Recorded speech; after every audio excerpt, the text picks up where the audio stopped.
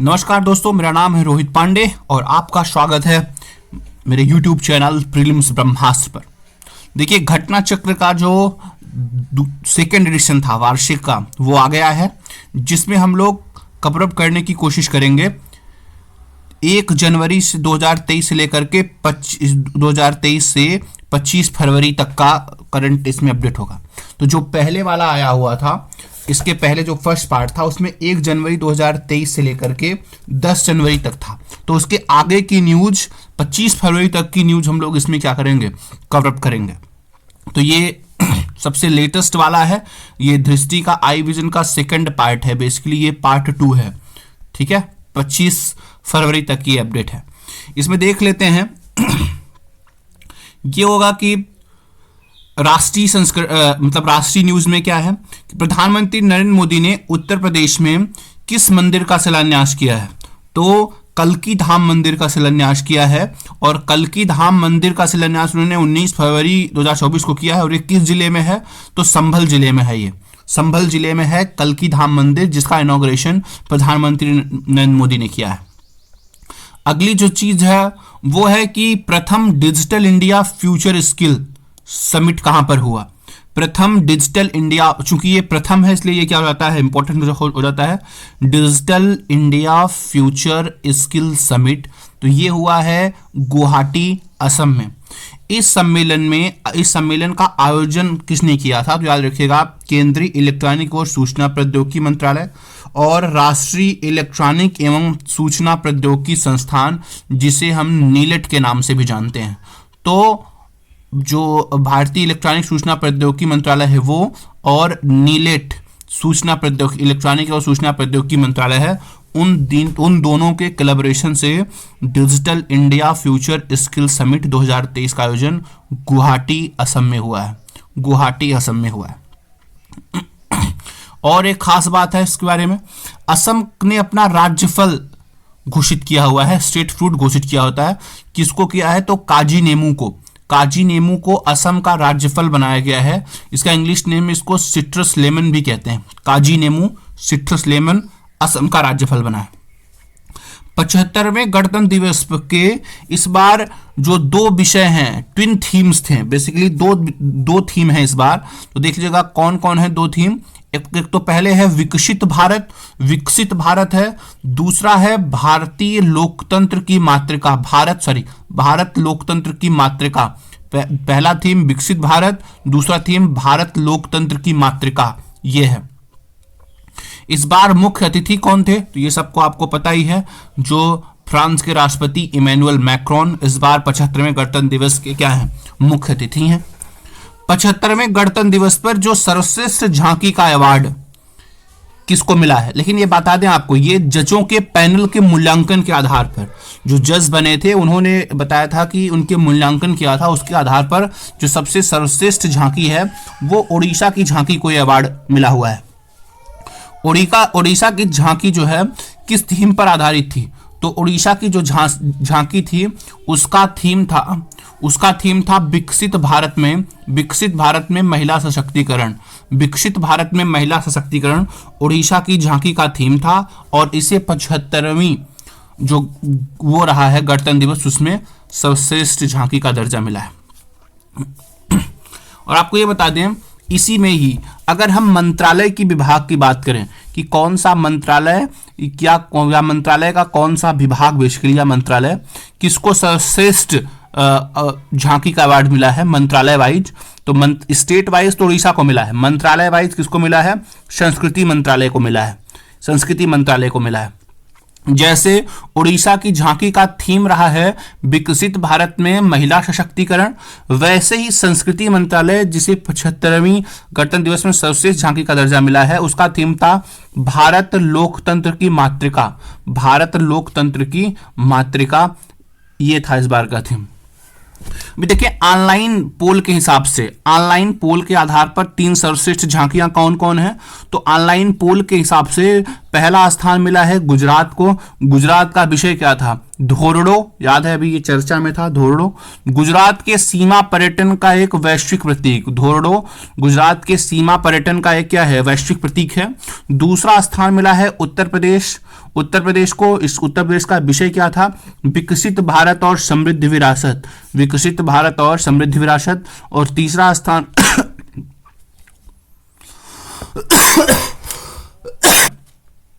वो रहा है आंध्र प्रदेश का। विषय क्या रहा है? आंध्र प्रदेश की विद्यालयी शिक्षा में परिवर्तन। ठीक है, तो याद रखिएगा उत्तर प्रदेश का दूसरा स्थान है ऑनलाइन में, जबकि पहला स्थान गुजरात का, दूसरा उत्तर प्रदेश और तीसरा राजस्थान। जबकि ऑनलाइन जबकि जजेस के हिसाब से सर्वश्रेष्ठ झांकी उड़ीसा को मिला है। थीम क्या रहा है? विकसित भारत में महिला सशक्तिकरण। किस मंत्रालय को सर्वश्रेष्ठ झांकी का दर्जा दिया गया है? तो संस्कृति मंत्रालय। थीम क्या रहा है? भारत लोकतंत्र की क्या मातृका। हाल ही में चर्चा में रहा मूलतः आंध्र प्रदेश से संबंधित विश्व की सबसे छोटी कुबड़ वाली गाय। तो याद रखिएगा पुंगनूर गाय। ये जो पुंगनूर गाय है ये पूरे विश्व की सबसे क्या है? छोटी कुबड़ वाली गाय है। और यह मूलतः कहां पर पाई जाती है? आंध्र प्रदेश में पाई जाती है। और पुंगनूर गाय क्या रही है? ये चर्चा में रही है। आपको बता दें सामाजिक न्याय की प्रतिमा स्टैचू ऑफ सोशल जस्टिस का अनावरण किया गया है। कहां किया गया है? तो विजयवाड़ा आंध्र प्रदेश में किया गया है। Statue of Social Justice Vijayawada Andhra Pradesh में किया गया है। यह प्रतिमा किसकी है? तो यह बी.आर. अम्बेडकर, ठीक है, बी.आर. अम्बेडकर की प्रतिमा है। ये अम्बेडकर की प्रतिमा है। अगला है कि राज्य स्टार्टअप रैंकिंग, राज्य का जो स्टार्टअप रैंकिंग है 2022 में 1 करोड़ से ज्यादा जनसंख्या वाले राज्यों में किसको अवार्ड मिला है? तो याद रखिएगा राज्य स्टार्टअप रैंकिंग में जो 1 करोड़ से ज्यादा जनसंख्या वाले हैं उनमें अवार्ड में गुजरात को मिला है अवार्ड, कर्नाटक को मिला है, केरल को मिला है, उसके बाद में किसको मिला है? तमिलनाडु को मिला है। तो पहला स्थान किसका है 1 करोड़ से अधिक जनसंख्या में राज्य स्टार्टअप रैंकिंग में? गुजरात, फिर कर्नाटक, फिर केरल और फिर क्या है? तमिलनाडु है। इसके अंदर कई कैटेगरियां बनाई गई थी। उन कैटेगरियों में जो श्रेणी ए है, श्रेणी ए में नेतृत्वकर्ता किन्हें घोषित किया गया है? तो श्रेणी ए में नेतृत्वकर्ता के रूप में आंध्र प्रदेश पहले स्थान पर है, उसके बाद असम, उसके बाद मध्य प्रदेश, फिर उत्तर प्रदेश, उसके बाद में क्या है? उत्तराखंड का स्थान है। तो याद रखिएगा राज्य स्टार्टअप रैंकिंग में गुजरात, कर्नाटक, केरल और तमिलनाडु।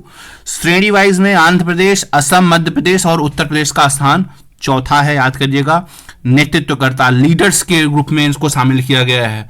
उत्तर प्रदेश किसमें शामिल है? नेतृत्वकर्ता के शामिल, नेतृत्वकर्ता वाले में, यानी कि श्रेणी ए में शामिल है। उसके साथ साथ आंध्र प्रदेश, असम और मध्य प्रदेश एवं उत्तराखंड भी है।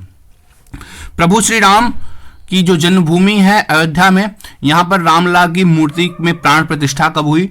तो 22 जनवरी 2024 को, 22 जनवरी 2024 को यहां पर क्या हुआ है? रामलला की मूर्ति में क्या हुआ है? प्राण प्रतिष्ठा हुआ है।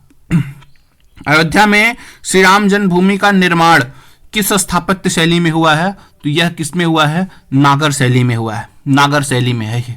इसके जो मुख्य वास्तुकार, चीफ आर्किटेक्चर कौन है? तो चंद्रकांत सोमपुरा हैं और उनके 2 लड़के, और तो कुल 3 लोगों ने मिलकर के इसको बनाया। तो मेन कौन थे? मुख्य वास्तुकार कौन थे? तो चंद्रकांत सोमपुरा है।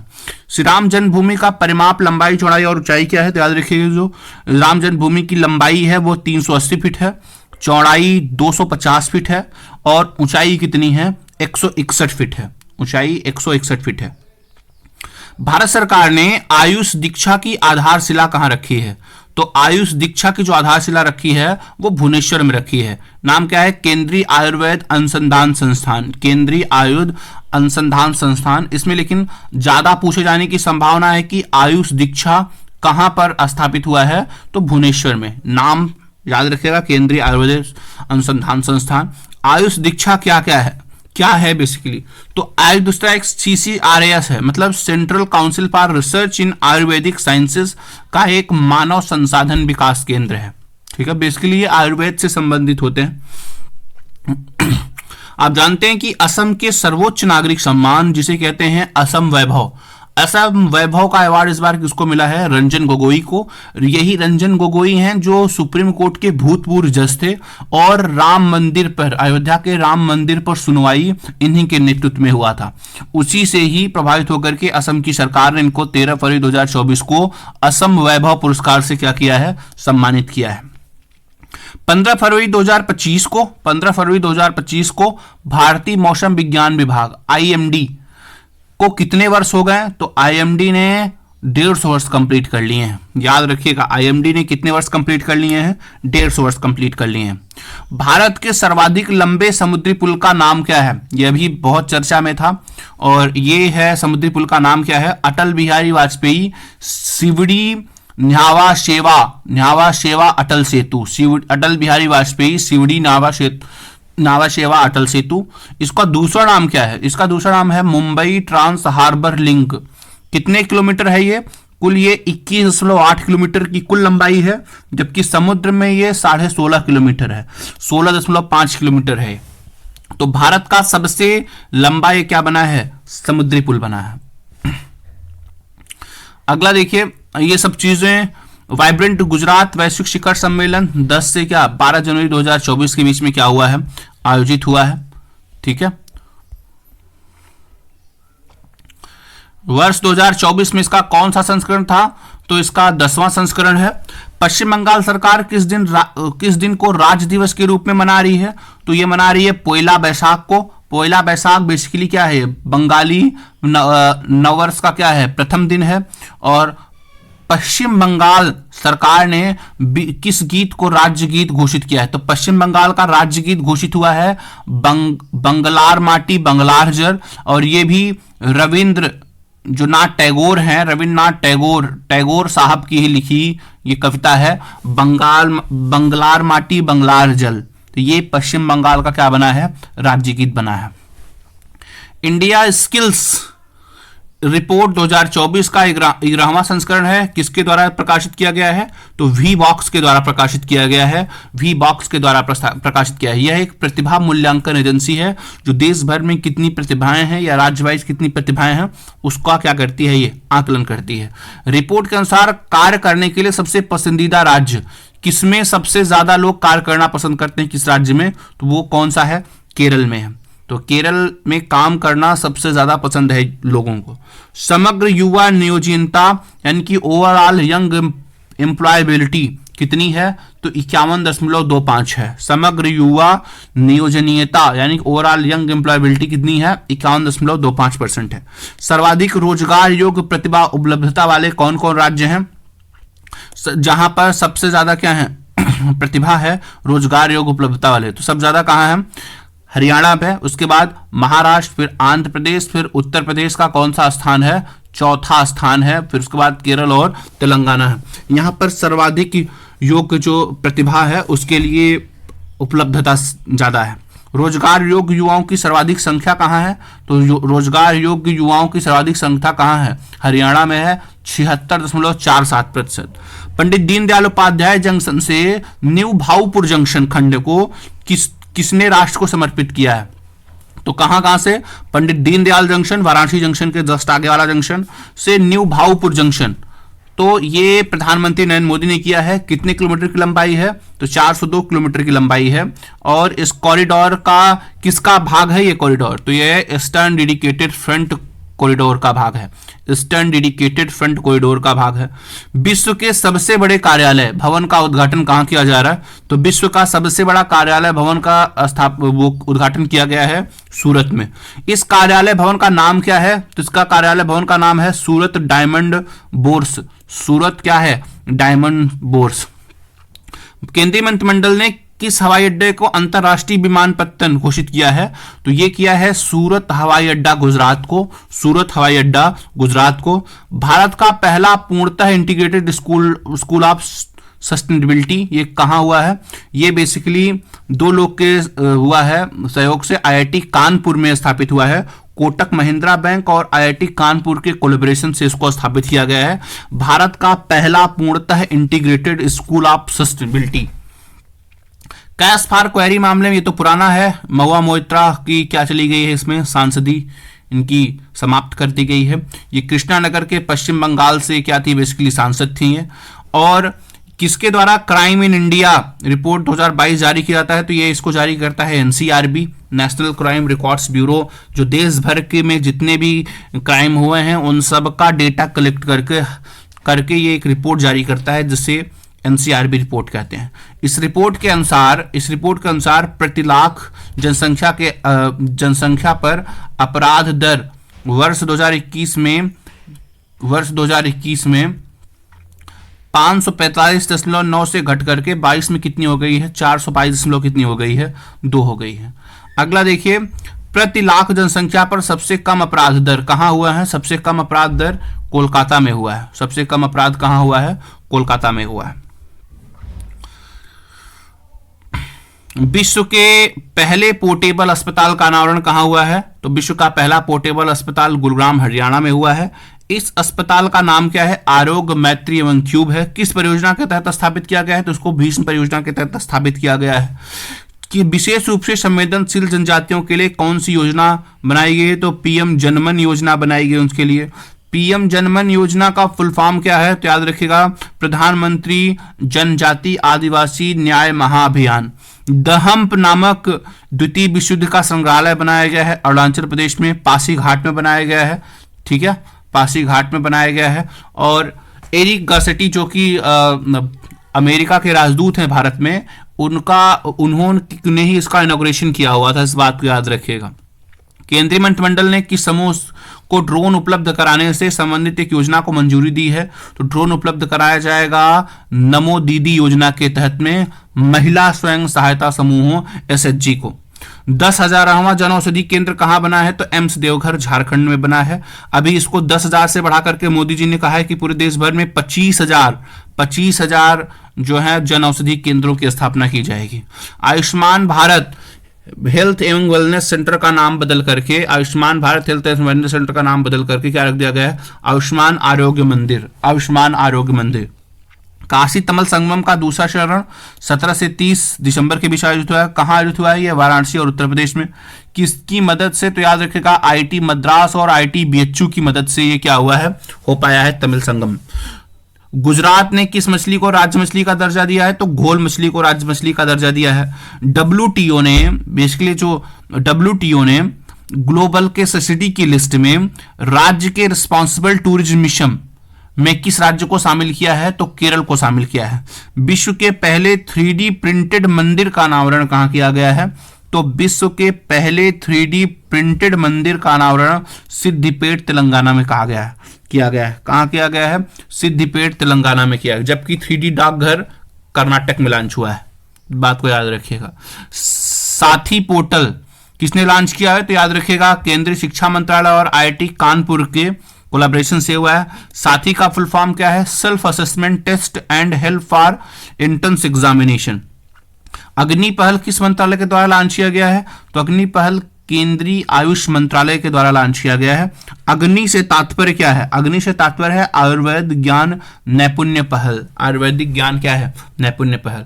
विकसित भारत संकल्प यात्रा का उद्घाटन कहां से हुआ है? तो याद रखिएगा, खूंटी झारखंड से हुआ है। प्रधानमंत्री मोदी ने इसकी क्या किया है? शुरुआत किया है। विकसित भारत संकल्प यात्रा किस राज्य के द्वारा हर बच्चे के लिए हर अधिकार लॉन्च किया गया है? वो किसके द्वारा लॉन्च किया गया है? उत्तर प्रदेश के द्वारा। City investment to innovate integrated and sustain 2.0 यानी सिटीज 2.0 चैलेंज कहां लॉन्च किया गया है? कि लॉन्च किया गया है कहां? नई दिल्ली में इसको लॉन्च किया गया है।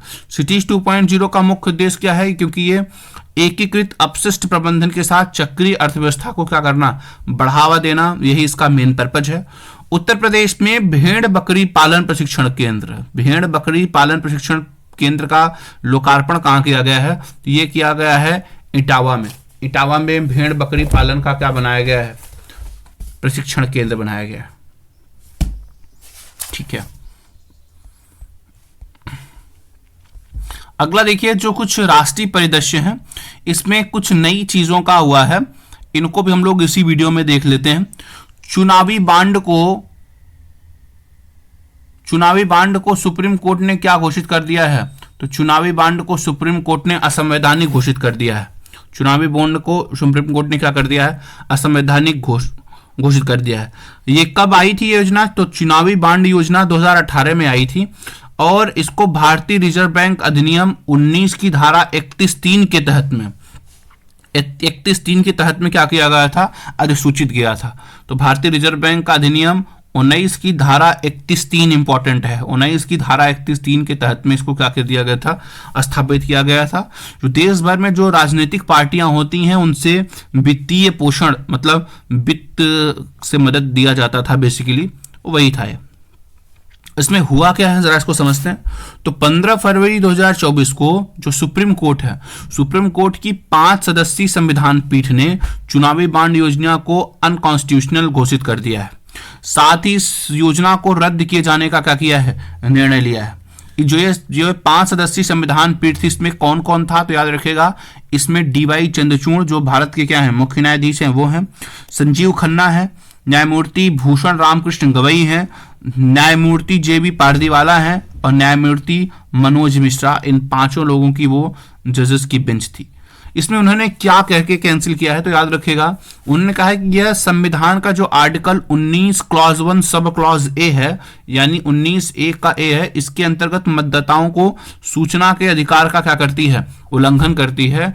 क्योंकि इसमें रीजन क्या है कि कोई भी जो बिजनेसमैन है या कोई भी जो बड़ा वो है, वो अगर किसी पार्टी को मदद देना चाहता है तो वो मदद देता था और इसमें जनता को कोई जानकारी नहीं हो पाती थी।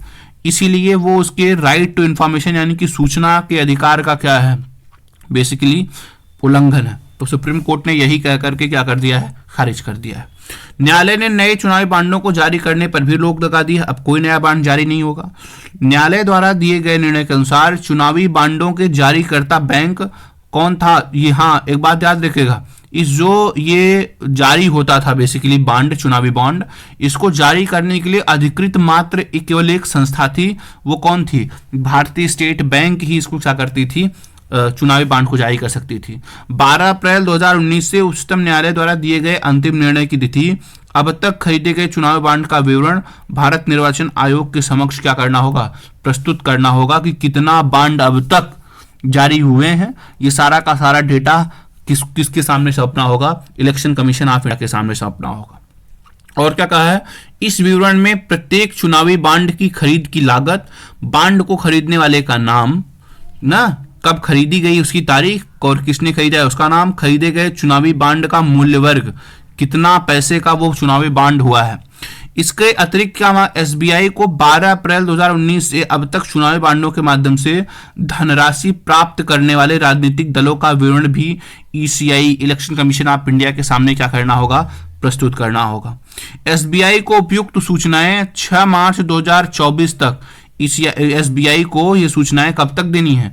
तो 6 मार्च 2024 तक ये पूरी की पूरी सूचनाएं उनको क्या कर देनी है? उपलब्ध करा देनी है। और इसमें एक एसबीआई द्वारा साझा की गई सूचनाओं को ईसीआई द्वारा अपनी आधिकारिक वेबसाइट पर 13 मार्च 2024 तक क्या करना होगा? प्रकाशित करना होगा। यानी एसबीआई सारी जानकारी की किस पार्टी को, किस बिजनेसमैन ने कितनी फंडिंग की है, कब कब की है, पूरा का पूरा डेटा वो इलेक्शन कमीशन ऑफ इंडिया अपने वेबसाइट पर क्या करेगी? 13 मार्च से क्या करेगी? अपडेट कर देगी। इसकी जानकारी एसबीआई को आरबीआई कब तक दे, वो ईसीआई को कब तक देगी? तो 6 मार्च तक देगी। अब चुनावी बांड योजना क्या? तो चुनावी बांड योजना एक ऐसा बॉन्ड है जो वचन पत्र है, बेसिकली प्रोमिसरी नोट के रूप में क्या किया जाता है? जारी किया जाता है। यह धारक बियरर के लिए एक बैंकिंग उपकरण होता है।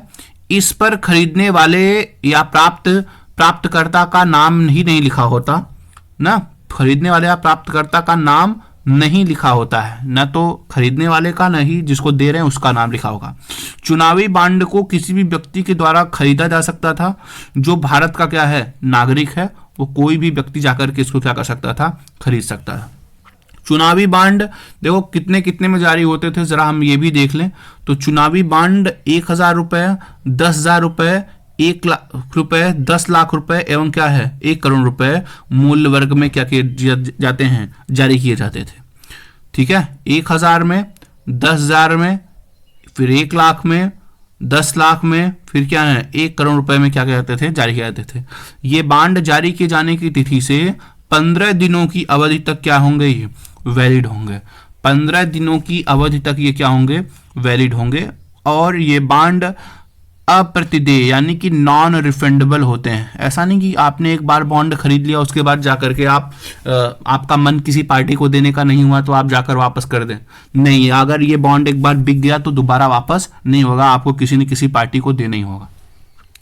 लोक प्रतिनिधि अधिनियम 1951 में जो बना था, इसकी धारा 29A, लोक प्रति अधिनियम की धारा 29A के तहत में पंजीकृत और लोकसभा या राज्य विधानसभा के पिछले आम चुनाव में कुल मतों के न्यूनतम 1% मत प्राप्त करने वाले दल ही चुनावी बांड प्राप्त करने के क्या होंगे, पात्र होंगे।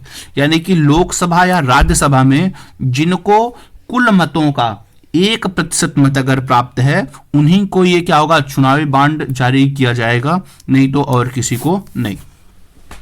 अगला, ये प्रधानमंत्री मोदी जी ने पीएम सूर्य घर योजना लॉन्च किया है। पीएम सूर्य घर योजना मुफ्त बिजली योजना है।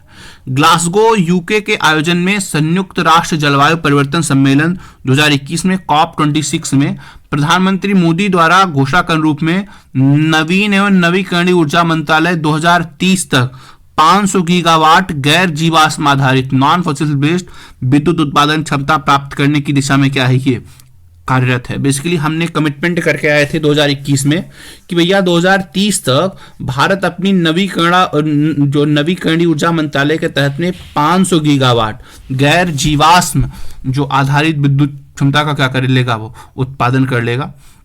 उसके साथ साथ में आपको ये बता दें, अंतर्राष्ट्रीय नवीकरणीय जो एजेंसी, जिसको हम शॉर्ट फॉर्म में कहते हैं इरेना, क्या है, इरेना है। तो इरेना का फुल फॉर्म है इंटरनेशनल रिन्यूएबल एनर्जी एजेंसी। ये क्या करती है, अंतर्राष्ट्रीय नवीकरणीय ऊर्जा एजेंसी है। नवीकरणीय क्षमता सांख्यिकी 2023 इन्होंने डेटा जारी किया हुआ है। इसके अनुसार जो भारत है वो नवीकरणीय ऊर्जा स्थापित करने की क्षमता के संदर्भ में विश्व में चौथे स्थान पर है।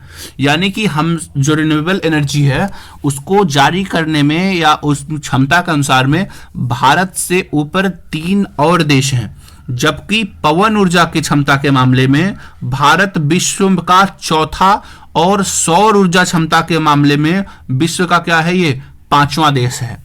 तो फिर से आपको बता दें, नवीकरणीय ऊर्जा क्षमता में भारत का स्थान कौन सा है, चौथा है। जबकि पवन ऊर्जा में भारत का भी स्थान कौन सा है, चौथा है। नवीकरणीय में चौथा, पवन ऊर्जा में चौथा, और सौर ऊर्जा क्षमता में भारत का स्थान कौन सा है, 5वां है। सौर ऊर्जा क्षमता में स्थान कौन सा है, 5वां है। ठीक है, तो इसी में देखिए यहाँ पर 13 फरवरी 2024 को प्रधानमंत्री मोदी के द्वारा पीएम सूर्य घर मुफ्त बिजली योजना को क्या किया गया है, लॉन्च किया गया है। इसके तहत टारगेट क्या है, इसके तहत टारगेट है कि देश के लगभग 1 करोड़ घरों की छतों पर सौर ऊर्जा प्रणाली की क्या किया जाएगा, स्थापना किया जाएगा। 1 करोड़ लोगों को ये कनेक्शन क्या दिए जाएंगे। छत पर सौर ऊर्जा प्रणाली की स्थापना से देश के 1 करोड़ परिवार प्रत्येक माह 300 यूनिट तक निःशुल्क बिजली प्राप्त कर सकेंगे। कितनी यूनिट, 300 यूनिट तक मुफ्त बिजली क्या कर सकेंगे, ये प्राप्त कर सकेंगे।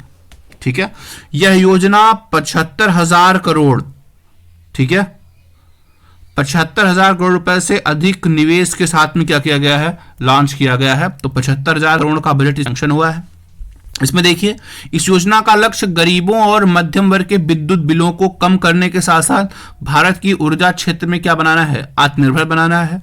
इससे और क्या क्या लाभ है, तो लाभ इससे यह है कि जो रूफटॉप सौर प्रणाली है, इससे प्राप्त निःशुल्क बिजली और अधिशेष सरप्लस बिजली वितरण कंपनियों को बेचने से परिवारों को प्रतिवर्ष 15,000 से 18,000 रुपए तक की क्या होगी, बचत भी होगी। यानी अगर आपने लगा रखा है आपकी यूज से ज्यादा बिजली है, तो आप जो बिजली की कंपनियां हैं उनको आप क्या कर सकते हैं, इस बिजली को बेच सकते हैं। आपूर्ति और स्थापना इंस्टॉलेशन के लिए सबसे बड़ी संख्या में वेंडरों को उद्यमशीलता के अवसर क्या होंगे, प्राप्त होंगे। निर्माण, स्थापना और रखरखाव की तकनीकी कौशल रखने वाले युवाओं के लिए रोजगार भी क्या होंगे, उपलब्ध जाएंगे। और एक बात चर्चा में है, उत्तराखंड अब की समान नागरिक संहिता विधेयक पारित करने वाला ये क्या बना है, पहला राज्य बना है। तो ये बड़ा इंपॉर्टेंट है, ये तो आएगा ही कि ऐसा कौन सा राज्य है जो समान नागरिक संहिता पर विधेयक पारित कर चुका है। तो याद रखिएगा, इसका वर्णन भाग 4 के नीति निर्देशक तत्व का आर्टिकल 44 में है। नागरिकों के लिए एक समान सिविल संहिता, यूनिफॉर्म सिविल कोड फॉर क्या है, सिटीजन का स्पष्ट उल्लेख किया गया है। ठीक है, इसमें कहा गया है कि आर्टिकल जो 44 में है कि राज्य भारत के समस्त राज्य क्षेत्र में नागरिकों के लिए एक समान सिविल संहिता प्राप्त कराने का क्या करेगा, प्रयास करेगा। अब सिविल कोड क्या होता है? तो यूनिफॉर्म सिविल कोड का मतलब होता है कि भारत में रहने वाले जो प्रत्येक नागरिक हैं, चाहे वह किसी भी धर्म के हों, किसी भी जाति के हों, सबके लिए क्या होगा, समान कानून होगा। स्पष्ट है कि समान नागरिक संहिता एक देश एक कानून की अवधारणा पर क्या है, ये आधारित है। वन नेशन वन लॉ, ठीक है, वन नेशन वन लॉ के कौनरिया है। ठीक है, तो ये इस बार उत्तराखंड समान नागरिक संहिता पारित करने वाला ये क्या बन गया, देश का पहला राज्य बन गया है। इस विधेयक का उद्देश्य विवाह, मैरिज और विवाह विच्छेद यानी कि डिवोर्स, उत्तराधिकार, ठीक है, उत्तराधिकार और सहवासी संबंध, लिव इन रिलेशनशिप विधेयक कानूनों को क्या करना है, तत्संबंध नीति नियम के तहत। इसका संपूर्ण विस्तार उत्तराखंड उन राज्यों पर भी लागू होगा जो उस क्षेत्र के बाहर अधिवासित हैं। ठीक है, अगर आप उत्तराखंड के निवासी हैं या किसी दूसरे राज्य में आप रह रहे हैं, वहां की निवासिता आपने नहीं छोड़ा है, तब भी आप पर क्या होगा, ये लागू होगा।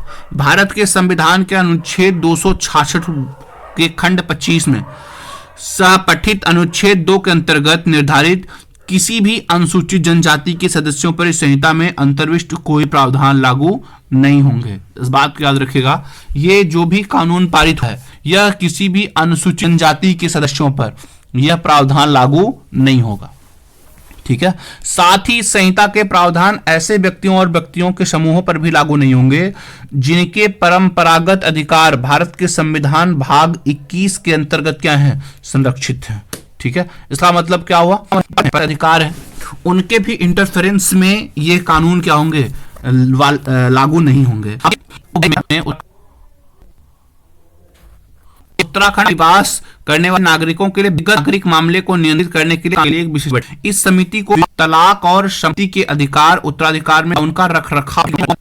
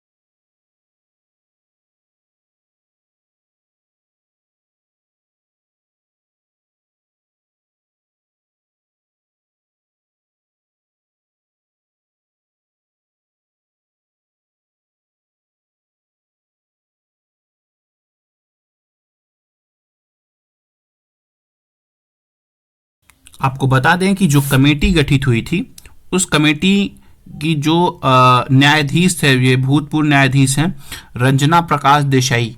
रंजना प्रकाश देसाई की अध्यक्षता में वह जो समिति थी उसका गठन हुआ था, जिसने इसके बारे में रिकमेंडेशन दिया है विवाह, तलाक और संपत्ति का अधिकार, उत्तराधिकार, बेसिकली ये जो संरक्षता है, इस पे किन किन प्रकारों का वो होना चाहिए, संशोधन होना चाहिए। तो यह विशेषज्ञ समिति किसकी अध्यक्षता में गठित हुई थी, तो याद रखिएगा रंजना प्रकाश देसाई।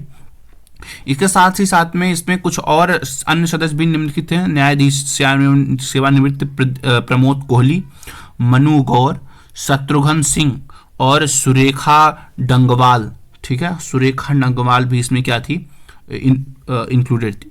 इस समिति द्वारा अंतिम रिपोर्ट उत्तराखंड के मुख्यमंत्री पुष्कर सिंह धामी को 2 फरवरी 2024 को क्या कर दी गई थी, सौंप दी गई थी, 2 फरवरी 2024 को। ठीक है, अगली जो न्यूज़ है वो हम देख लेते हैं भारत रत्न 2024 के बारे में। भारत रत्न 2024 के बारे में याद रखिएगा, भारत रत्न जो है वो देश का सर्वोच्च नागरिक सम्मान है, ठीक है, और यह किसी भी क्षेत्र में असाधारण योगदान के लिए प्रदान किया जाता है। और यह परंपरा ये कब से शुरुआत हुई है, तो याद रखिएगा 1954 से यह शुरुआत हुई थी। 2 जनवरी 1954 की घोषणा के अनुसार तत्कालीन जो राष्ट्रपति थे डॉक्टर राजेंद्र प्रसाद ने 3 विभूतियों डॉक्टर सर्वपल्ली राधाकृष्णन, सी राजगोपालाचारी और सीवी रमन को भारत रत्न प्रदान किया था। तो समझिएगा कि पहली बार भारत रत्न किसको किसको दिया गया था, डॉक्टर सर्वपल्ली राधाकृष्णन को दिया गया था, सी राजगोपालाचारी को दिया गया था, सीवी रमन को दिया गया था। तब से लेकर आज तक अनेक विशिष्ट जनों को अपने अपने क्षेत्र में क्या है, उत्कृष्ट कार्यों के लिए यह सम्मान दिया जाता है, ठीक है। एक खास बात आपको यह बता दें कि प्रारंभ में मरणोपरांत किसी व्यक्ति को यह सम्मान नहीं दिया जाता था। मतलब अगर कोई किसी व्यक्ति की डेथ हो गई थी तो उसको यह सम्मान नहीं दिया जाएगा प्रारंभ में। लेकिन 1955 में एक प्रावधान किया गया, उस प्रावधान के बाद से यह सम्मान मरणोपरांत भी दिया जाने लगा। तो याद रखिएगा 1954 से बेसिकली इसकी शुरुआत हुई है। तो पहली बार किसको, डॉक्टर सर्वपल्ली राधाकृष्णन, सी राजगोपालाचारी और सीवी रमन को मिला था। 55 में इसमें संशोधन ये हुआ था कि ये मरणोपरांत भी दिया जाएगा, उसके पहले संशोधन नहीं था। तो मरणोपरांत भारत रत्न से किसको नवाजा गया था, तो लाल बहादुर शास्त्री भारत के भूतपूर्व प्रधानमंत्री हैं, उनको नवाजा गया था।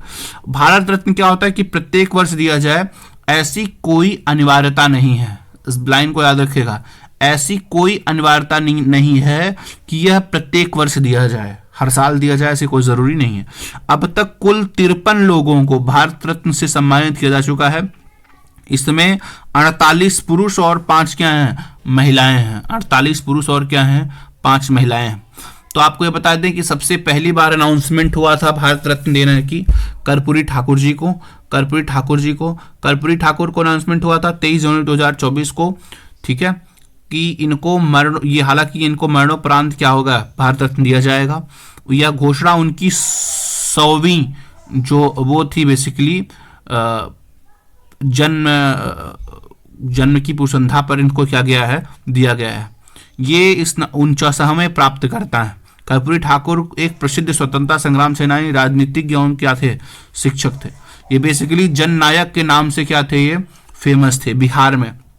और ये 2 बार बिहार के क्या रह चुके हैं, मुख्यमंत्री रह चुके हैं।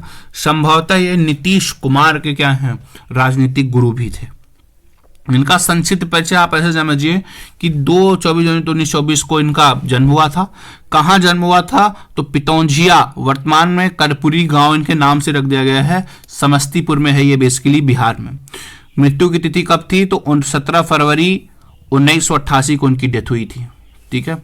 इनको देखिए 2-3 चीजें हैं जो इन्होंने बढ़िया काम किए हैं, उनको देख लेते हैं। कर्पूरी ठाकुर की विभिन्न सामाजिक और राजनीतिक पहलों के लिए जाना जाता है। बिहार में पूर्ण शराबबंदी लागू की और मैट्रिक परीक्षा के लिए अंग्रेजी को अनिवार्य विषयों की सूची से क्या कर दिया, हटा दिया था। तो यह भी डिसीजन था कि इनके समय में बिहार में पूर्ण शराबबंदी कानून लागू हुआ था और हाई स्कूल की परीक्षा से अंग्रेजी को पास करना कंपल्सरी हटा दिया गया था, बेसिकली वो जरूरी नहीं है पास करना। इन्हें बिहार में पिछड़े वर्गों के लिए आरक्षण लागू करने के लिए याद किया जाता है। तो पिछले वर्गों के लिए आरक्षण भी लागू किया था इन्होंने। उल्लेखनीय है कि कर्पूरी ठाकुर के नेतृत्व वाली तत्कालीन बिहार सरकार ने ही जो 1978 में मुंगेरी लाल आयोग की रिपोर्ट में ही की गई सिफारिशों के आधार पर राज्य में प्रथम पिछड़े वर्ग के लिए आरक्षण योजना को क्या किया है, लागू किया है, ठीक है। एक चीज और बता दें आपको कि 1971 में जो तत्कालीन बिहार सरकार ने नियुक्त किया था, इस आयोग के गठन का उद्देश्य बिहार में सामाजिक और शैक्षणिक रूप से पिछड़ी जातियों की पहचान करना था। इस आयोग द्वारा फरवरी 1976 में अपनी रिपोर्ट प्रस्तुत किया गया था। बिहार ने 128 समुदायों को ओबीसी में और 54 समुदायों को अति पिछड़ा वर्ग यानी कि मोस्ट बैकवर्ड क्लास के रूप में क्या किया था, वर्गीकृत किया हुआ था। हालांकि आपको बता दें कि कर्पूरी ठाकुर ने मंडल आयोग जो वीपी मंडल में जो गठित हुआ था उनकी अध्यक्षता में, आयोग की सिफारिश के कार्यान्वयन के लिए एक मंच तैयार करने के लिए महत्वपूर्ण भूमिका निभाई थी।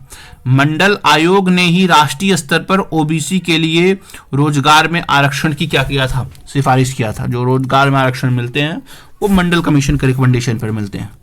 ठीक है, तो इनकी 100वीं जयंती थी इस बार में। ठीक है, राजकीय समारोह का आयोजन हुआ है बिहार में। इस अवसर पर एक लघु फिल्म प्रस्तुत किया गया था जिसकी टैगलाइन थी, लघु फिल्म की टैगलाइन थी, क्या थी? कर्पूरी ठाकुर गरीबों का मसीहा। कर्पूरी ठाकुर की 100वीं जयंती के अवसर पर भारत सरकार ने याद रखिएगा 5 रुपए मूल्य का एक स्मारक टिकट जारी किया है। साथ ही इस अवसर पर 100 रुपए मूल्य का एक स्मारक सिक्का जारी किया है। तो 100 रुपए का स्मारक सिक्का जारी हुआ है और 5 रुपए का स्मारक डाक टिकट जारी हुआ है। ठीक है, और कर्पूरी ठाकुर के नाम पर जननायक कर्पूरी ठाकुर विधि विश्वविद्यालय बनेगा बक्सर में। ठीक है, ये बेसिकली उनके नाम पर ही था, बनाया गया था। इनके नाम पर जननायक कर्पूरी ठाकुर चिकित्सा महाविद्यालय एवं अस्पताल भी चलता है। कहां पर? मधेपुरा बिहार में। इनके नाम पर ही एक ट्रेन चलती है जिसका नाम है जननायक एक्सप्रेस। दरभंगा जंक्शन और अमृतसर जंक्शन के बीच में क्या होती है? चलाई जाती है। लाल कृष्ण आडवाणी को भी भारत रत्न मिला है। आपको ये बता दें कि इस बार जितने भी लोग को भारत रत्न दिया गया है, कुल 5 लोग को, इसमें से एकमात्र जीवित व्यक्ति कौन है? लाल कृष्ण आडवाणी है। बाकी सबको मरणोपरांत ये भारत रत्न दिया गया है। रखिएगा कि ये जो भारतीय जनता पार्टी है, भारतीय जनता पार्टी के संस्थापक सदस्यों में से क्या हैं? ये एक हैं लाल कृष्ण आडवाणी। जून 2002 से 2004 तक ये भारत के क्या रहे हैं? उप प्रधानमंत्री भी रहे हैं। तो 2002 से लेकर के 2004 तक ये भारत के क्या रहे हैं? उप प्रधानमंत्री भी रहे हैं। ठीक है, उन्होंने सबसे लंबी अवधि तक भारतीय जनता पार्टी के राष्ट्रीय अध्यक्ष के रूप में कार्य किया है। सबसे लंबे कार्यकाल तक अब तक बीजेपी के जो अध्यक्ष रहे हैं वो कौन रहे हैं? लाल कृष्ण आडवाणी रहे हैं। सितंबर 1990 के दौरान आडवाणी के नेतृत्व में ही जनता पार्टी द्वारा सोमनाथ से अयोध्या तक राम रथ यात्रा का क्या किया गया था? आयोजन किया गया था। उल्लेखनीय है कि इस यात्रा का उद्देश्य अयोध्या में राम मंदिर के निर्माण के पक्ष में क्या जुटाना था? जनमत जुटाना था। तो कहां से कहां? सोमनाथ से अयोध्या तक राम रथ यात्रा जा रही थी, उसका आयोजन किसने किया था? इन्होंने किया था। 1997 में भारत की स्वतंत्रता की स्वर्ण जयंती के उपलक्ष्य में आयोजित अपनी स्वर्ण जयंती रथ यात्रा के माध्यम से उन्होंने भारत में स्वतंत्रता संग्राम के सभी शहीदों और नायकों को क्या किया था? श्रद्धांजलि अर्पित किया था। कब? 1997 में स्वर्ण जयंती रथ यात्रा, भारतीय स्वतंत्रता संग्राम के शहीदों और नायकों को श्रद्धांजलि अर्पित करना। मार्च 2004 में आयोजित उनकी भारत उदय यात्रा ने तत्कालीन अटल बिहारी वाजपेयी के 6 वर्ष के शासनकाल के दौरान भारत की उल्लेखनीयता उपलब्धिता का व्यापक रूप से प्रचार किया था। भारत उदय यात्रा किससे संबंधित है? तो अटल बिहारी के जब तक वो 6 साल तक भारत के प्रधानमंत्री थे उस समय उन्होंने क्या क्या उपलब्धियां अर्जित की, उन सब की व्यापक रूप से प्रचार करने के लिए भारत उदय यात्रा चलाई थी लाल कृष्ण आडवाणी ने। अप्रैल मई 2006 के दौरान भारतीय जनता पार्टी के द्वारा श्री आडवाणी के नेतृत्व में द्वारिका गुजरात से दिल्ली तक भारत सुरक्षा यात्रा संचालित किया गया था। तो बहुत सारी यात्राएं में इन्वॉल्व हैं, तो इन यात्राओं को मैं अब फिर से याद दिला दूं। तो पहला रहा है इनका, देखिए यहां राम रथ यात्रा 1990। दूसरा रहा है कि स्वर्ण जयंती रथ यात्रा 1997, ये मैच द फॉलोइंग करके आ सकता है। भारत उदय यात्रा 2004, भारत सुरक्षा यात्रा 2006। ठीक है, चौधरी चरण सिंह को भी भारत रत्न दिया गया है, इनको भी मरणोपरांत मिला है। चौधरी चरण सिंह ना 28 जुलाई 1979 से लेकर के 80 तक भारत के क्या रहे हैं? ये प्रधानमंत्री रहे हैं। इन्होंने उत्तर प्रदेश के 2 बार मुख्यमंत्री पद को क्या किया है? सुशोभित किया है। तो ये उत्तर प्रदेश के भूतपूर्व मुख्यमंत्री भी हैं। राष्ट्रीय लोक दल नामक एक पार्टी की स्थापना किया था। उत्तर प्रदेश में जो भूमि सुधार जो लैंड रिफॉर्म है, वास्तव में इसके असली वास्तुकार कौन है? यही हैं। ठीक है, कौन? तो नाम नहीं भूलिएगा, चौधरी चरण सिंह। ठीक है, इनकी कुछ पुस्तकें हैं, कौन सी हैं? India's economic policy, the Gandhian blueprint, economic nightmare of India, it's cause and cure, नई दिल्ली पर स्थित नई दिल्ली में इनकी समाधि स्थल का नाम क्या है? तो ये किसानों के एकदम चहेते थे, इसलिए उनके नाम पर ही रखा। किसानों के मसीहा बोला जाता था इनको, किसानों का मसीहा, तो इसीलिए इनका जो समाधि स्थल है उसका नाम है किसान घाट। तो किताबों का नाम याद रखेगा, India's economic policy, the Gandhian blueprint, economic nightmare of India, it's cause and cure. ठीक है, इनका परिचय देख लो। उत्तर प्रदेश के नूरपुर गांव से ये बिलोंग करते हैं। जन्म तिथि 1902 है और डेथ क्या है? 1987 है, 1987। वीपी नरसिम्हा राव को भी भारत रत्न इस बार दिया गया है, इनको भी मरणोपरांत दिया गया है। और ये आप देखिए 1991 से लेकर के 96 तक, 1991 से लेकर के 96 तक भारत के क्या है, ये प्रधानमंत्री रहे हैं। और ये व्यापक आर्थिक, ये प्रधानमंत्री के रूप में पदभार ग्रहण करने के बाद इनके नेतृत्व में तत्कालीन केंद्र सरकार ने व्यापक आर्थिक स्थिरीकरण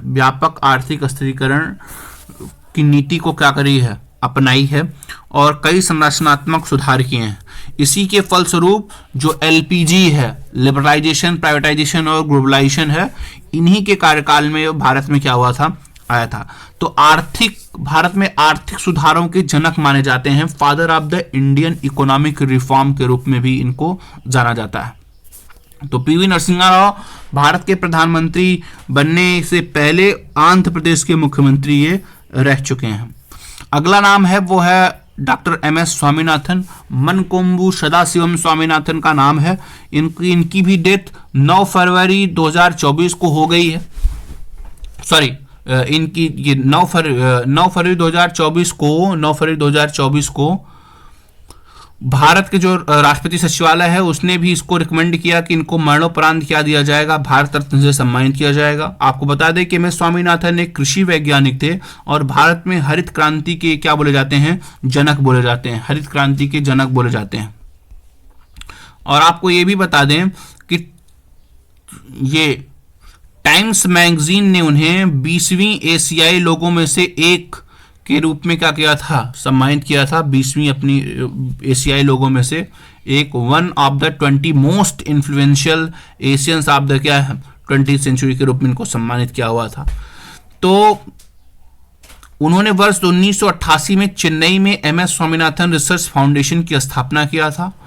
और इनको प्रमुख अवार्ड दिए जाने वाले सब क्या हैं, निम्नलिखित हैं। इनको कौन कौन से अवार्ड दिए गए हैं? सामुदायिक नेतृत्व रमन मैग्सेसे अवार्ड मिला था इनको 1971 में। Albert Einstein world award of science 1986 में। प्रथम विश्व खाद्य पुरस्कार से भी इनको नवाजा गया था 1987 में। प्रथम विश्व कृषि पुरस्कार से भी इनको सम्मानित किया गया था कब, 2018 में। इसके अलावा आपको बता दें कि इनको अर्जुन अवार्ड भी मिला है, सॉरी अर्जुन अवार्ड नहीं, इनको पद्मश्री मिला है, पद्मश्री भी मिला है, पद्म विभूषण भी मिला है और पद्म भूषण भी। और यानी कि भारत के जो सबसे सर्वोच्च सम्मान है, नागरिक सम्मान, वो 4 के चारों इनको प्राप्त हैं। और ये आपको बता दें कि जो फिलीपींस में अंतरराष्ट्रीय चारा अनुसंधान केंद्र है उसके भी अध्यक्ष रहे हैं। और ICR Indian council of agriculture research, उसके भी ये क्या रह चुके हैं, अध्यक्ष रह चुके हैं। अगला है श्री राम मंदिर में प्राण प्रतिष्ठा स्थापित हुई है। और इसकी जो कब हुआ है, तो ये बेसिकली 22 जनवरी को हुआ है, लेकिन 5 फरवरी को ही प्रधानमंत्री मोदी ने लोकसभा में न्यास के गठन की घोषणा किया था। ठीक है, और 5 अगस्त 2020 को प्रधानमंत्री ने भूमि पूजन किया था, इसका आधारशिला रखी थी। आपको बता दें कि 22 जनवरी को ही अयोध्या में राम मंदिर पूजा बाल रूप विग्रह की क्या हुई है, विधि पूर्वक प्राण प्रतिष्ठा हुई है।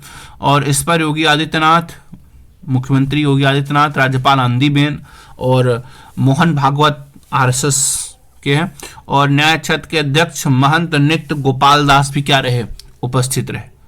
ठीक है, और आपको ये बता दें कि प्रधानमंत्री मोदी ने इस प्राण प्रतिष्ठा कार्यक्रम में मुख्य यजमान बनने से पूर्व 11 दिनों के विशेष यम नियम का कठोरता से क्या किया है, पालन किया है। इन 11 दिनों के व्रत अनुष्ठान के दौरान प्रधानमंत्री जी ने श्री कलाराम मंदिर, पंचवटी धाम मंदिर नासिक, पवित्र त्रिपायर श्री रामास्वामी मंदिर केरल, वीरभद्र मंदिर लेपाक्षी आंध्र प्रदेश, श्री रंगनाथ स्वामी मंदिर श्रीरंगम तमिलनाडु, श्री अलरुगम रामनाथा स्वामी मंदिर रामेश्वरम तमिलनाडु, गुरुवायूर मंदिर केरल और कोट रंगास्वामी मंदिर धनुषकोडी तमिलनाडु जैसे स्थानों की यात्रा की जो किसी ना किसी रूप में भगवान श्री राम से क्या है, संबंधित है। 24 जनवरी 2024 को केंद्रीय मंत्रिमंडल ने श्री राम जन्मभूमि मंदिर में श्री राम लला के विग्रह की प्राण प्रतिष्ठा पर एक क्या किया था, प्रस्ताव पारित किया था। ठीक है, श्री राम लला की प्रतिमा के बारे में देख लेते हैं। ये राम जन्मभूमि के गर्भगृह में इनकी प्रतिमा रखी गई है। ठीक है, ये प्रतिमा 18 जनवरी 2024 को स्थापित की गई थी, जबकि इसकी देख लो, ये प्रतिमा कब स्थापित हुई है, 18 जनवरी 2024 को, जबकि प्राण प्रतिष्ठा कब हुई है, 22 जनवरी 2024 को। रामलला की प्रतिमा के निर्माण में कर्नाटक से लाए गए लगभग 2.5 अरब वर्ष पूर्व पुराने कृष्ण शिला पत्थर यानी कि काले ग्रेनाइट का प्रयोग किया गया है, और 2.5 अरब साल पुराना है वो काला ग्रेनाइट है। कहां से लाया गया है, तो कर्नाटक से लाया गया है। ठीक है, इसके साथ ही साथ में हम लोग कुछ जो नए अपडेट हुए हैं इनको देख लेते हैं। बाकी तो सब वही पुराने हैं, आप पुराने उसमें देख सकते हैं, पुराने वीडियोस में आप देख सकते हैं। मुझे जहां तक इसमें नया अपडेट मिलेगा सिर्फ मैं वही ऐड ऑन करूंगा, बाकी के आप पुराने वीडियोस में देख लीजिएगा। पंकज उधास की डेथ हुई है। ये भारत के क्या हैं, गजल और पार्श्व गायक रह चुके हैं। चिट्ठी आई है, जैसे नाम फिल्म का गाना है, चिट्ठी आई है, इसके लिए भी इन्होंने ही गाया था। 2006 में इनको पद्मश्री से सम्मानित किया गया है। ठीक है, रंजीत कुमार अग्रवाल भारतीय चार्टर्ड अकाउंट संस्थान की परिषद द्वारा 24-25 के लिए अध्यक्ष की नियुक्ति हुई है। ठीक है, और चरणजीत नंदा को इसका उपाध्यक्ष बनाया गया है। भारतीय चार्टर्ड अकाउंट संस्थान में इनको बनाया गया है। चंपई सोरेन ये झारखंड मुक्ति मोर्चा के क्या रहे हैं, वरिष्ठ नेता रहे हैं, और झारखंड के मुख्यमंत्री पद की क्या ली है, इन्होंने शपथ लिया है। नित्यानंद चर्चा में है। ये भारत की प्रसिद्ध मेडिसिनल केमिस्ट थी, उनका निधन हुआ है। और जो मौखिक गर्भ निरोधक गोली होती है सहेली, जो गर्भ निरोधक गोली होती है सहेली को डॉक्टर नित्यानंद आनंद ने ही क्या किया था, डॉक्टर नित्यानंद ने ही बनाया था, विकसित किया था। डॉक्टर प्रभा अत्रे ये भी चर्चा में है। डॉक्टर प्रभा अत्रे इसलिए चर्चा में है क्योंकि इनका भी क्या हो गया है, निधन हो गया है। शास्त्रीय संगीत के किराने घराने से संबंध रखती थी। तो प्रभा अत्रे किस घराने से संबंध रखती हैं, इस बात को याद रखिएगा, किराने घराने से संबंध रखती हैं। मुनव्वर राणा जो प्रसिद्ध उर्दू शायर थे, इनकी भी डेथ हुई है। 2014 में उनकी कविता साहबजादा के लिए इनको साहित्य अकादमी पुरस्कार से सम्मानित किया गया है, जो 1 वर्ष बाद इन्होंने उस अपने सम्मान को क्या कर दिया था, वापस कर दिया था, किसी बात को लेकर के विवाद हो गया। उस्ताद राशिद खान ये शास्त्रीय गायक हैं, इनका भी निधन हो गया था। वह रामपुर सहवास घराने, रामपुर सहसवान घराने से हैं बेसिकली।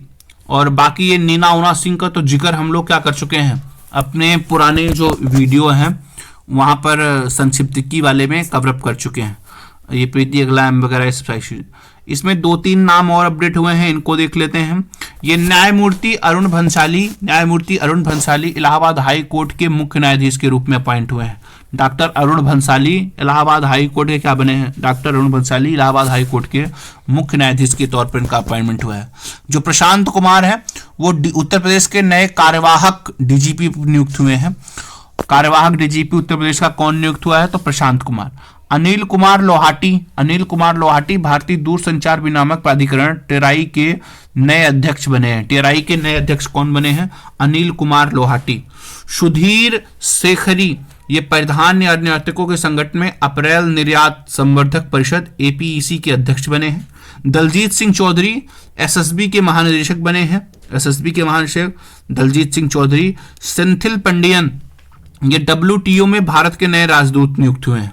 क्या नाम है, सेंथिल पंडियन। डब्ल्यूटीओ यानी कि विश्व व्यापार संगठन में भारत के नए राजदूत नियुक्त हुए हैं।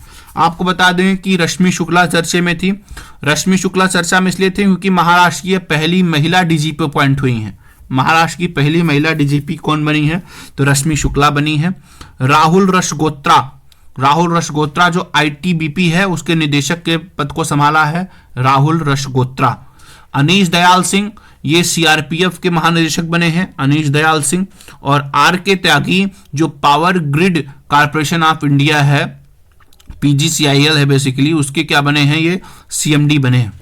न्यायमूर्ति संजीव खन्ना जो उच्चतम न्यायालय के वरिष्ठ न्यायाधीश हैं, इनको ना राष्ट्रपति के द्वारा नालसा का नया कार्यकारी अध्यक्ष बनाया गया है।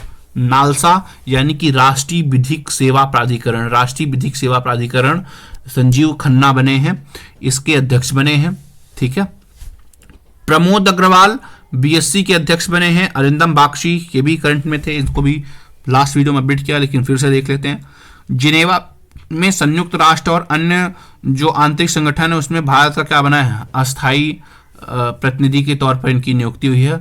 बाकी सब के सब वही हैं जो पुराने वीडियोस में क्या किए थे, अपडेट किए हुए थे। और 2-3 और देख लेते हैं, जैसे यहाँ पर ये फली सैम नरिमन, इनकी भी डेथ हो गई है। ठीक है, इनको देख लेते हैं। 2007 में इनको पद्म भूषण से सम्मानित किया गया था। ये भारतीय विधिवेत्ता थे बेसिकली। और अमीन सयानी रेडियो संचालन और उद्घोषक का निधन हुआ है। पंडित हरिराम द्विवेदी, ये भोजपुरी और हिंदी के प्रसिद्ध कवि और साहित्यकार थे, इनकी भी डेथ हुई है। पंडित भवानी शंकर देख लीजिए, ये भारतीय शास्त्रीय जो संगीत होता है पखावज वादक हैं बेसिकली ये। विजयकांत क्या रहे हैं, तो तमिल अभिनेता हैं और तमिलनाडु की डीएमके पार्टी के क्या रहे हैं, ये डीएमडीके पार्टी के संस्थापक रहे हैं। डॉक्टर वी मोहनगिरी राष्ट्रीय महिला आयोग की दूसरी महिला आयोग की क्या रही हैं, अध्यक्ष रही हैं, इनका भी डेथ हुआ है।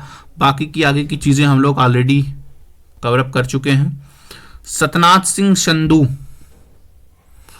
ठीक है, सतनाथ सिंह संधू चंडीगढ़ यूनिवर्सिटी के चांसलर। ठीक है, प्रसिद्ध शिक्षाविद द्रौपदी मुर्मू द्वारा राज्यसभा के सदस्य के रूप में क्या किया गया, मनोनीत किया गया है सतनाम सिंह संधू को। तो चंडीगढ़ यूनिवर्सिटी के चांसलर रहे हैं। प्रीति रजक भारतीय सेना की पहली महिला सूबेदार बनी है। और बद्री नारायण तिवारी, ये प्रयागराज स्थित गोविंद बल्लभ वो है बेसिकली।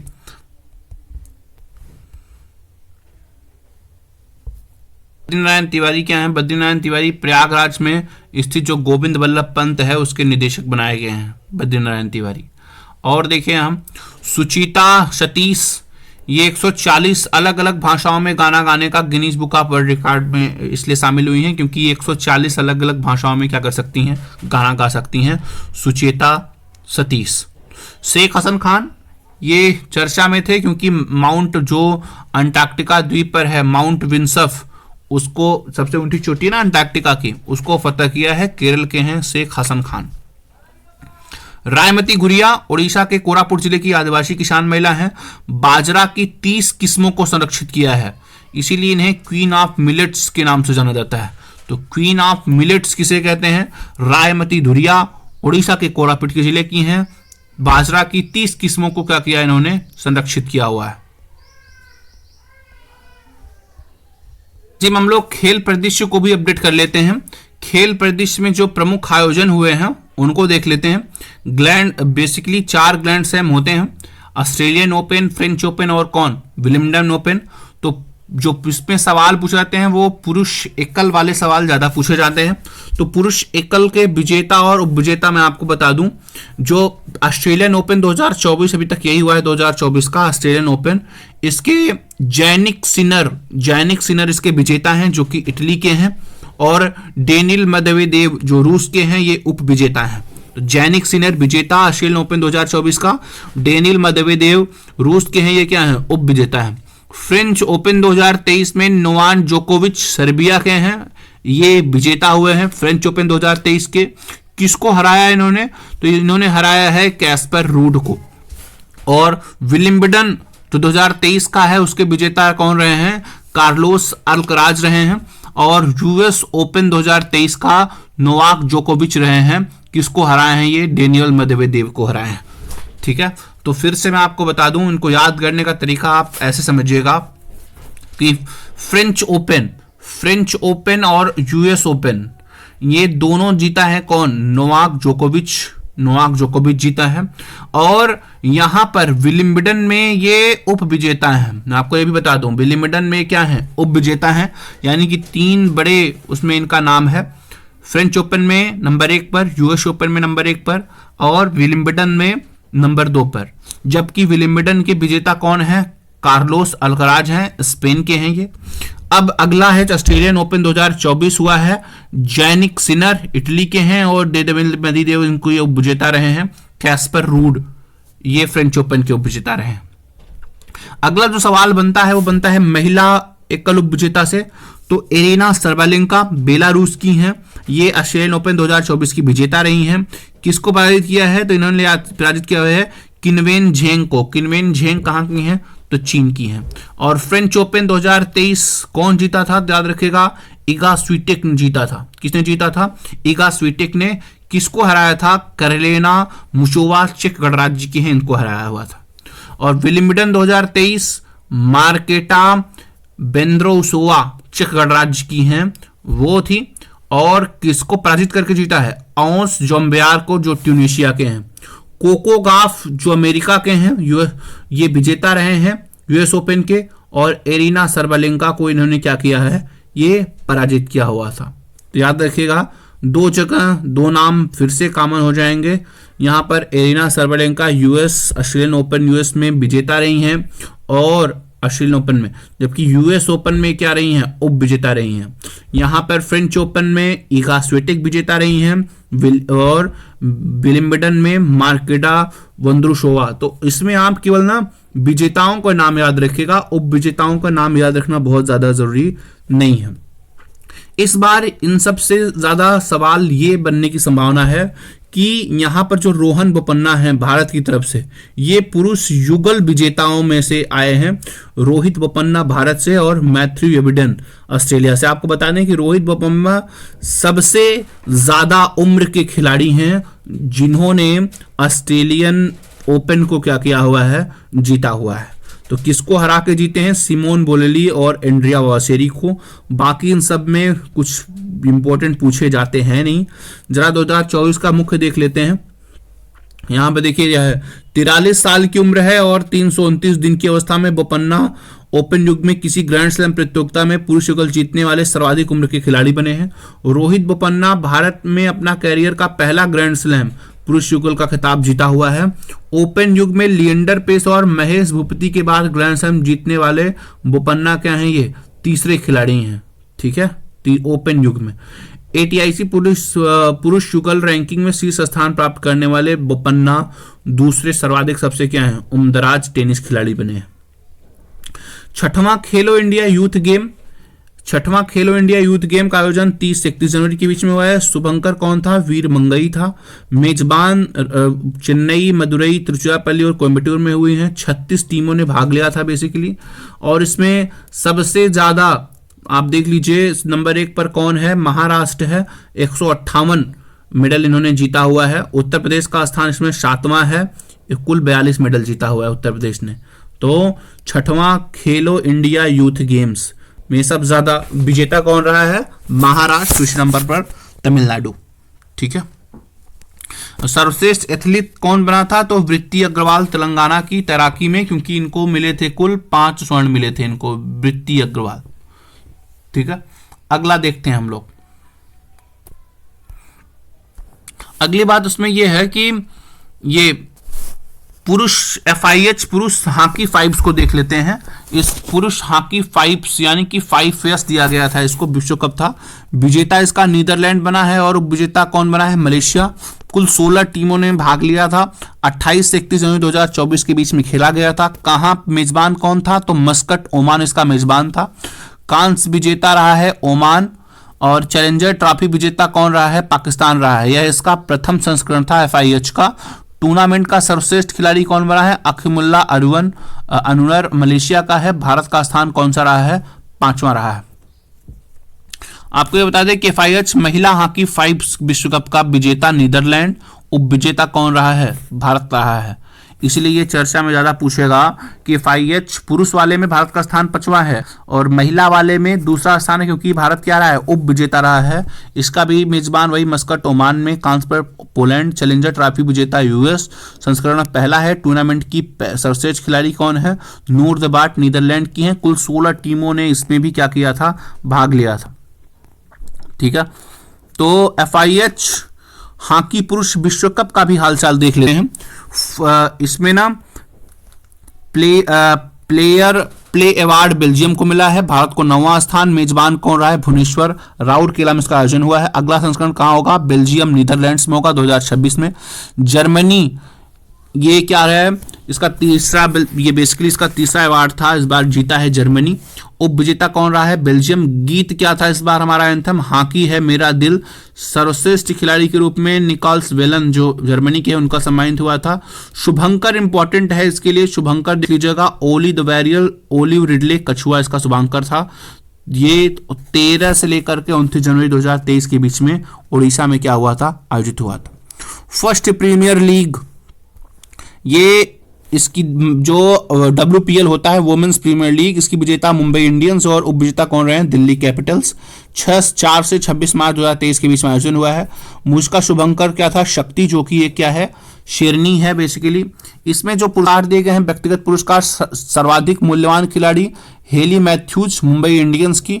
फेयर प्ले पुरस्कार मुंबई इंडियंस को मिला है। ऑरेंज कैप सर्वाधिक रन के लिए मिलता है, वो मिला है मेग लेनिन को, दिल्ली कैपिटल्स की तरफ से 345 रन बनाया था। पर्पल कैप मिलता है सर्वाधिक विकेट लेने पर, यह मिला था हेली मैथ्यूज को, मुंबई इंडियंस की हैं, इन्होंने कुल 16 विकेट्स लिए थे। चलिए ठीक है, बस इतना था इस सेगमेंट में, बाकी जो होगा हम अगले वीडियो में कवर करेंगे। Thank you so much.